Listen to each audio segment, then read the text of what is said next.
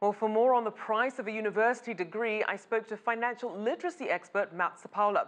He's a member of the Chairman's Council and a co-owner of the PHP agency. And I started off by asking him how student loan debt is affecting relationships. Usually in most relationships, one of the biggest arguments that most people have, boyfriend, girlfriend, husband, wife, parents, is usually about finances. So it's a trickle-down effect, not just from the students, but to the parents, especially if they're co-signers in a lot of those loans, but also it's a trickle-down in moving to the first apartment, buying the first car, getting a credit card, and moving on with life. And we saw that from SunTrust, they did a study and they found that 1 in 8 relationships literally blame student loan debt as one of the reasons that their relationship fell apart. Is there a reason, do you think, why this isn't being highlighted more? You know, it's one of those things that are very near and dear and very closely guarded by a lot of people. Dealing with personal finances is a very embarrassing topic for a lot of people. Here's why. They figure that going through college and master's degree and PhD potentially, they've accumulated all this debt and realizing that the income that they were supposed to be making isn't enough to suffice the servicing of that debt, and they're thinking to themselves, oh my gosh, did I really make a mistake? And then how people handle those financial situations, getting up every morning, stressed, under burden, owing everybody else, besides tucking money away for themselves, is very stressful, especially for a single person, let alone a couple.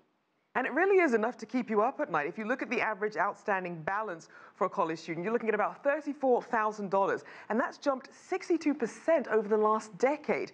And that's according to a report by Experian. What is it that is continuing to drive these college costs so high? Well, the colleges themselves. I think one of the biggest scams going on in America today is rising costs of college. You think about all the things that they've done, all the fundraisers that they do, the fact they get subsidies from the government, state government, federal government, and yet they're still charging students $20,000, $30,000, $40,000 a year in college. It's really ridiculous.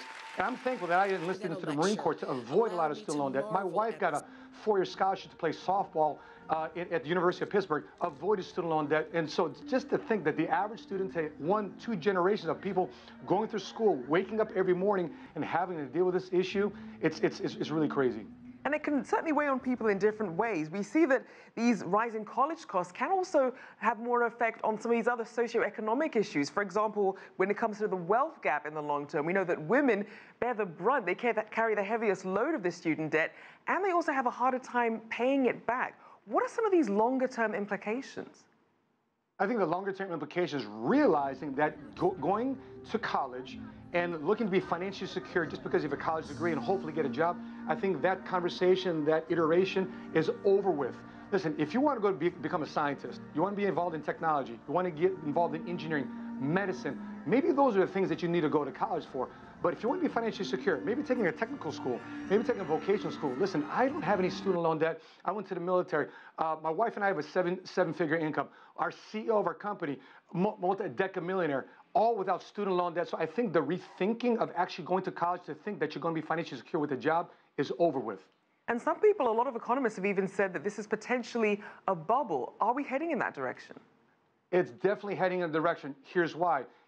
According to current laws, that if you need to file bankruptcy, if you can't even afford to pay your car loan, if you can't even afford to pay your mortgage, if you're able to get approved for the loans to begin with, and you file bankruptcy, you cannot file bankruptcy to student loan debt. It is going to stick with you for the rest of your life, and if people can't afford to pay it, and they're not going to pay it because they can't discharge it through bankruptcy, guess what's going to happen?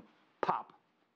So a lot of people are wondering then, what is the government doing about this? How is the Trump administration handling this issue? You know, I think the Trump administration is looking at these things in many different areas. They're looking to change the public service employee debt forgiveness laws. They're looking at ways to change out how you can refinance and consolidate loans. I think even the student loan ombudsman even resigned because he realized that banks, institutions, and governments are really against the consumers, the ones borrowing the money. And so, you know, if government or this bureau cannot be on the side of consumers and they're unwilling to change, I'm out of here. Now, according to the 2015 American Student Assistance Survey, 76% of respondents said that having a perk such as student loan repayments would encourage them or influence their decision to join that company. What should or could companies do to really help offset some of this debt? I think it really is a systemic issue. I think colleges overall have to really figure out why are they charging students so much for college? Why is education so expensive, right? especially if they're hoarding all this money at the colleges themselves. So that, to me, that's an argument there, number one.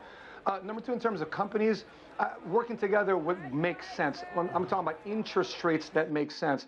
And I don't think people themselves should be accelerating the repayment of the student loan debt, because it's one of those pieces that, like a mortgage, that could be deducted in terms of your taxes, tax deductible over a period of time. So that's one area of debt, student loan debt for a matter, that should not be rushed to be paid off.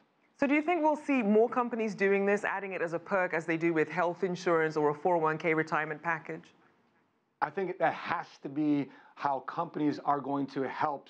Because if I'm looking to get a job, that's one of the things on my mind. Can I get this job to pay off all my debts? But if they're allowing 401k health benefits, that's a great perk for them to consider. I like to see capitalism, free enterprise, and American businesses adjust to current times.